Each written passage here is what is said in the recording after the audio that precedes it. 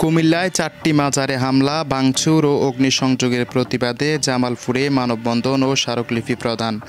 কুমিল্লার 4টি মাজারে হামলা, ভাঙচুর, লুটপাট ও অগ্নিসংযোগের ঘটনায় তীব্র ক্ষোভ ও প্রতিবাদ জানিয়ে জামালপুরের মানববন্ধন অনুষ্ঠিত হয়েছে।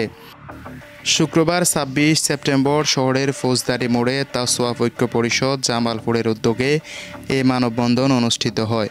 এতে বিভিন্ন সামাজিক, সাংস্কৃতিক, ধর্মীয় সংগঠনের নেতৃবৃন্দ, শিক্ষক, শিক্ষার্থী, মাজারপ্রেমী মানুষসহ নানা শ্রেণী পেশার মানুষ অংশগ্রহণ করেন।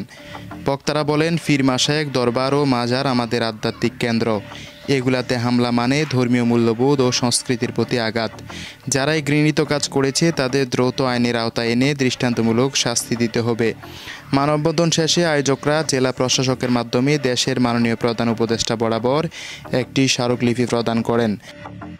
স্মারকলিপিতে হামলাকারীদের দ্রুত গ্রেপ্তার, মাজারগুলোর নিরাপত্তা নিশ্চিতকরণ এবং ক্ষতিগ্রস্ত স্থাপনা দ্রুত সংস্কারের দাবি জানানো হয়।